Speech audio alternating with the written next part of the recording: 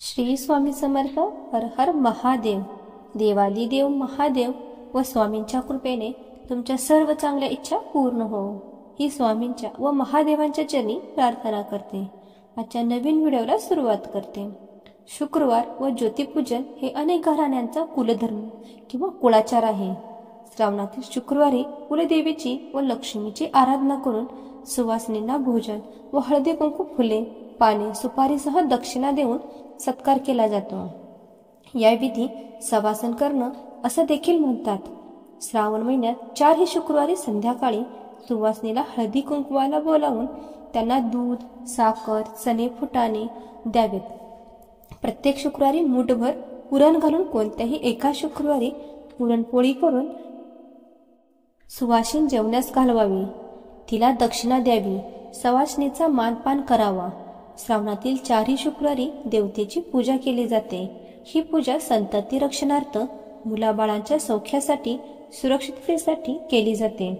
तर आज आपण ज्योतीची पूजा श्रावणातील शुक्रवारी कशी करावी, ही पूजा का करतात, मुलांचे औक्षण का करावे, कसे करावे व मुले बाहेरगावी असल्यास औक्षण कसे करावे याबद्दलची संपूर्ण माहिती आजच्या व्हिडिओमध्ये पाहणार आहोत. त्यासाठी व्हिडिओ शेवटपर्यंत आवर्जून बघा.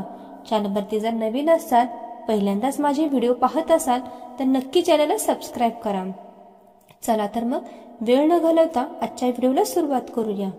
श्रावणाच्या सुरुवातीलाच ज्योतीचं चित्र घरामध्ये आणून भिंतीवरती चिटकवावं आणि याची पूजा ही श्रावणी शुक्रवारी पूर्ण श्रावण महिनाभर केली जाते.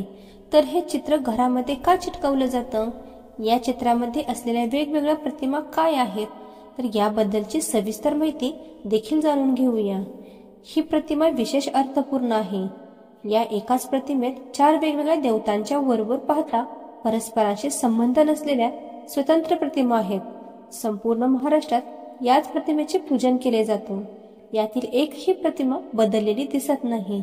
तर ज्योती प्रतिमेत प्रथम नरसिंह, नंतर कालिया, मर्दन करणारा कृष्ण, मध्यभागी मुलांना खेळवणाऱ्या जरा, जिवंतिका आणि सगळ्यात खालती मृद बृहस्पती यांचा समावेश असतो. याच क्रमात त्यांना पूजले जाते. तर भगवान विष्णूचा 4था अवतार असलेले नरसिंह आपल्याला बालभक्तांसाठी प्रकट झाले. हे कथा आपल्याला सर्वांनाच माहीत आहे. बाल प्रल्हादाने हिरण्यकशिपूपासून म्हणजेच दैत्यापासून रक्षण करण्याचे याचं मूळ उद्देशाने भगवंताचा हा अवतार धारण केला होता.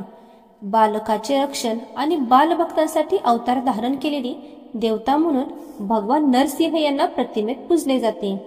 यातील त्यानंतर येतात कालिया, मर्दन करणारा श्रीकृष्ण. यातील नाग आणि गोपाळ कृष्ण दोन्ही पण श्रावणातील आराध्य दैवत आहेत. मग नाग प्रतिमा वेगळी आणि कृष्ण प्रतिमा वेगवेगळी न देता कालिया मर्दन करणारा श्रीकृष्णच का, असा प्रश्न देखील मनामध्ये येतो. आपण जर कालिया मर्दन प्रसंगाचा विचार केला तर लक्षात येईल की या प्रसंगात कृष्ण आणि त्यांचे मित्र खेळत असताना त्यांचा चेंडू यमुनेच्या डोहात गेला आणि कृष्णाने तो परत आणला. खेळणाऱ्या बागडणाऱ्या मुलांवर वाईट प्रसंग आलेला कृष्णाने दूर केला. नंतर येतात जरा, जिवंतिका. जरा व जिवंतिका या यक्षणातील देवता आहेत. जरा या यक्षिणीबद्दल महाभारतात एक कथा येते. मगध नरेश बृहस्पत याला 2 राण्या असतात. दोन्हीही राण्यांवर त्यांना सारखेच प्रेम असते. परंतु राजाला पुत्र किंवा पुत्री काहीही होत नसल्यामुळे राजा चिंतित असतो. या सुमारास नगर जवळातील उपवनात ऋषी चंडक कौशिक आल्याने राजाला समजते. राजा त्यांचे दर्शन घेऊन आपली चिंता प्रकट करतात. ऋषी राजाला प्रसादात आंबा देतात व राणीला खायला द्या म्हणून सांगतात. दोन्ही राण्यांवर समान प्रेम असल्यामुळे राजा आंब्याचा समान भाग करून राण्यांना देतो. कालांत दोन्ही राण्यांना पुत्र होतो, परंतु केवळ अर्धा अर्धा अशा चित्रित आणि अर्धवट अभ्रमांचा राजा जंगलात निघून टाकतो. त्याच वेळेस तिथून जरा नामक यक्षिणी जात असते. ती दोन्ही अभ्रक तुकड्याचा हातात घेते आणि आपला अवयव साधण्याच्या कलेने दोन्हीही शक्कल साधते. जराने ते साधलेले अभ्रक सध्या समयास बृहस्थ राजाला आणून देते. जरा यक्षिणीने साधलेले म्हणून त्याने राजा त्यांचे नाव जरासंध ठेवतो आणि जरा यक्षिणी तिच्या उपकारातीर्थार्थ नगरात देऊळ बांधून तिला मगच्या इष्टदेवतेचा मान देतो. प्रतिमेत सगळ्यात शेवटी येतात बुध आणि बृहस्पती. बुध हा ग्रह हत्तीवर बसलेला असून हाती अंकुश धारण करतो, तर बृहस्पती वाघावर बसलेला असून हातात चाबूक घेतलेला दाखवतात. बुद्धाच्या प्रभावाने जातकाला अलौकिक बुद्धिमत्ता, आकर्षक व्यक्तिमत्व इत्यादी गुण प्राप्त होतात, तर बृहस्पतीच्या प्रभावाने शैक्षणिक प्रगती, आध्यात्मिक उन्नती आणि विवेक बुद्धी जागृत होते. असं ह्या चित्राचं एकत्रित असं महत्व आहे. पूजा मांडणी करण्यासाठी ज्या जागेवर आपण पूजा मांडणी करणार आहे ती जागा स्वच्छ करून पाण्याने पुसून घ्यायची. त्यानंतर तिथे छोटीशी रांगोळी काढायची. रांगोळीवरती हळद कुंकू व्हायचं, फुलं व्हायची, भूमिपूजन करून घ्यायचं. त्यानंतर त्यावरती पाट किंवा चौरंग मांडायचा. त्यावरती लाल वस्त्र टाकायचे आणि सर्वात आधी दीप प्रज्वलित करून घ्यायचा. तर इथे मी पिंपळाच्या पानावरती दिवा लावलेला आहे, तर तुम्ही हवं तर विड्याच्या पानावरतीही दिवा लावू शकता. दिव्याला नेहमी आसन द्यावं. याशिवाय दिव्याच्या खाली आपण असं काही एखादं झाडाचं पान ठेवलं तर नक्कीच दिव्यामुळे आपलं जे कापड आहे तर ते खराब होतील नाही. तर यासाठी दिव्यांची पूजा सर्वात आधी करून घ्यायची. आपली कोणतीही पूजा ती देवांपर्यंत पोहोचवण्याचं काम दिव्यांचं असतं. त्यासाठी सर्वात आधी दिवा प्रज्वलित करून घ्यायचा. दिव्याला हळद कुंकू, गंध, पुष्प, अक्षता वाहून घ्यायचं, नमस्कार करायचा आणि आपल्या पूजेला सुरुवात करायची. यानंतर गणपती बाप्पांची पूजा करून घ्यायची. जोड विड्यांच्या पाण्यावरती अक्षता ठेवून त्यावरती हळद कुंकू वाहून गणपती बाप्पांची मूर्ती ठेवायची. गणपती बाप्पांना हळद कुंकू, गंध, पुष्प, अक्षता वाहायची. गिरच्या वस्त्र वाहायचं, कापसाचं वस्त्र वाहायचं. त्यानंतर फुलं 21 दुर्वांची जोडी देखील अर्पण करायची आहे. श्रावणातील प्रत्येक दिवस हा अतिशय खास असतो आणि शुक्रवारी केली जाणारी ज्योतीची पूजा देखील मुलांच्या रक्षणार्थ केली जाते. त्यासाठी प्रत्येकाने ज्योतीची पूजा ही प्रत्येक आईने करायलाच हवी. तांदळाचं आसन घेऊन त्यावरती हळद कुंकू वाहून त्यावरती ज्योतीचे चित्र ठेवलेले आहे. ज्योतीच्या चित्राला देखील हळद कुंकू, गंध, अक्षता वाहून आघाडा आणि हराळी यांची, हराळी म्हणजेच दुर्वा यांची एकत्रितपणे माळ घातली जाते. करून इथे मी फक्त हराळीच माळ घातलेली आहे. तुम्ही आघाडा देखील यामध्ये घालायचा, एखादं फूल देखील घालू शकता. त्यानंतर 21 मण्यांचं आपल्याला कापसाचं वस्त्र या पुट्ट्याला जो ज्योतीच्या चित्राला अर्पण करायचं आहे, तर त्यातील महत्वाच्या गोष्टी म्हणजे दुर्वा, आघाड्याची माळ आणि त्यानंतर 21 मण्यांचं कापसाचं वस्त्र हे ज्योतीला चित्राला आवर्जून प्रत्येक शुक्रवारी घालायचं आहे. त्यानंतर एक विडा देखील आपल्याला या पूजेमध्ये मोतीमालेचा समर्पित हवा हा विडा ठेवायचा आहे. 2 विड्यांची पाने घेतली, त्यावरती विड्यांचे साहित्य ठेवायचं आहे. हळद कुंकू व्हायचं आहे. त्यानंतर एक पुष्प व्हायचं, अक्षता व्हायचं. असा विडा आपल्याला या दिवशी ज्योती देवीला अर्पण करायचा आहे. यानंतर या दिवशी आपल्याला देवीची ओटी देखील भरायची आहे. तुम्ही खणा नारळानेही भरू शकता, ब्लाउज पीसनेही भरू शकता किंवा एखाद्या सुती साडीने देखील ओटी भरू शकता. इथे मी ब्लाउज पीस घातलेला आहे. त्यावरती आपण तांदळाची रास घातलेली आहे.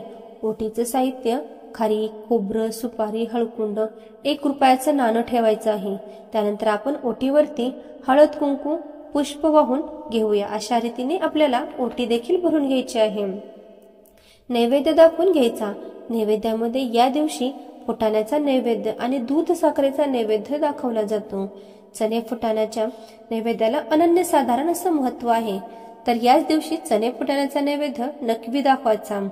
याशिवाय मूठभर पुरण घालून म्हणजेच मूठभर डाळ घालून त्याचं पुरण बनवून त्याचं देखील या दिवशी पोळ्या केल्या जातात. तर अशा ज्या शक्य आहेत त्यांनी त्या नक्की पोळ्या कराव्या. ज्योतीला दिव्याच्या रूपात पाहिलं गेलं आहे. दिवा हा ज्ञानाचा अंधकार मिटून प्रकाश पसरवण्याचं प्रतीक म्हणून पाहिलं गेलं आहे. यालाच वंशवृद्धीचं प्रतीक देखील म्हटलं जातं. यामुळे ज्योतीचे पूजन केल्याने मुलांना दीर्घायुष्य प्राप्त होतं असं म्हटलं आहे. जरा आणि ज्योतीचा काही अर्थ जरा म्हणजेच म्हातारपण आणि जिवंतिका म्हणजे जिवंत ठेवणारी, अर्थात म्हातारपणापर्यंत जिवंत ठेवणाऱ्या देवता म्हणून जरा जिवंतकाचे पूजन केलं जातं.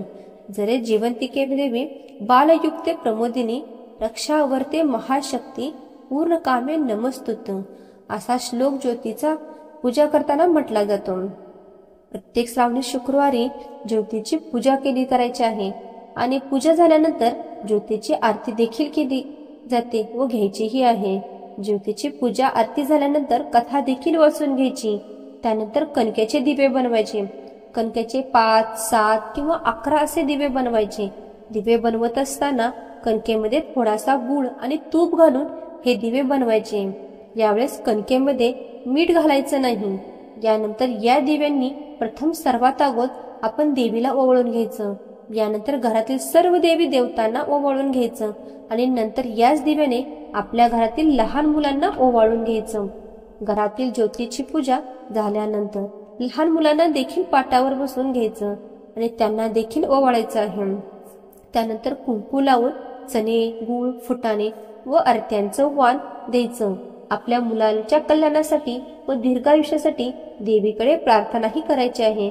जर मुलं परगावी असल्यास चारही दिशेला औक्षण करून अक्षदा टाकाव्यात, म्हणजे परगावी असलेल्या मुलांचं औक्षण केल्यासारखं होतं.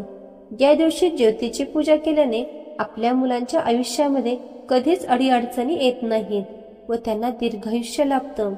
यासाठी मुलांच्या रक्षणासाठी रक्षणाकारक आपल्याला ही पूजा करायची आहे.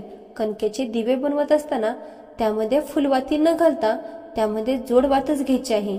आजच्या व्हिडिओमध्ये आपण ज्योतीची पूजा कशी करावी याबद्दल सविस्तर माहिती पाहिलेली आहे. व्हिडिओ कसा वाटला कमेंट करून अवश्य कळवा. चॅनलवर जर नवीन असाल तर नक्की सबस्क्राईब करा. जास्तीत जास्त लोकांपर्यंत नक्की शेअर करा. चला तर मग ज्योतीची आरती करूया. ज्यांना व्हिडिओ खूप मोठा वाटतो ते इथे स्किप करू शकतात. जय देवी जय देवी जय ज्योती जननी, सुखी ठेवी संतती विनंती. तव चरणी श्रावण एताची अनुप्रेती, गृहास्थापिनीया करू पूजन आघाडा. दुर्वा माळा वाहूया अक्षदा घेऊनी, कहाणी सांगूया जय देवी जय ज्योती जननी. सुखी ठेवती संतती विनविद तव, चरणी पुरणपोळीचा नैवेद्य दाऊ. सुवासनींना भोजन देऊ, चणे हळदी कुंकू दूधही देऊ.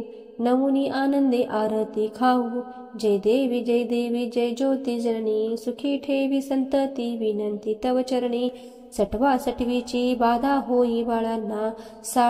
सोडविना त्याहून तुझी तयाना, यासाठी तुझला करती प्रार्थना. पूर्ण ही करी मनोकामना, जय देवी जय ज्योती जननी. सुखी ठेवती संतती विनंती तव चरणी, तुझिया कृपेने सौख नांदू दे वंशाचा.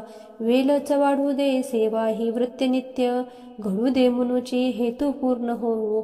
जय देवी जय ज्योती. ज्यांनी सुखी ठेवी संतती विनंती, तव चरणी स्क्रीनवर आलेली आरती तुम्ही वाचून पुढे करू शकता शुक्रवारी. प्रत्येकाने आपल्या मुलाच्या रक्षणार्थ ही पूजा करायची आहे आणि आपल्या मुलाचं औक्षण करायचं आहे. मुलं परगावी असतात तर चारही दिशांना औक्षण करून अक्षदा टाकायचं, म्हणजेच त्यांचं देखील औक्षण केल्यासारखं होईल. श्रावणातील एखाद्या शुक्रवारी पुरणाचा नैवेद्य दाखवायचा. एखाद्या सवासणीला घरी बोलावून त्यांना हळद कुंकू द्यावे, ओटी भरावे, दक्षिणा द्यावी. तर या सेवा तुम्ही श्रावण महिन्यामध्ये करू शकता, कारण की श्रावण अतिपवित्र महिना आहे. यामध्ये आपल्या कोणत्याही सेवा त्या पूर्णत्वात जातात. त्याचं फळ आपल्याला दुप्पट पटीने मिळत असतं. त्यासाठी ही कामे आपल्याला अवश्य करायची आहेत. व्हिडिओ शेवटपर्यंत पाहिल्याबद्दल खूप धन्यवाद. भेटूया अशाच एखाद्या व्हिडिओ सोबत. तोपर्यंत श्री स्वामी समर्थ. हर हर महादेव. कमेंट मध्ये सुद्धा नक्की लिहा श्री स्वामी समर्थ. हर हर महादेव.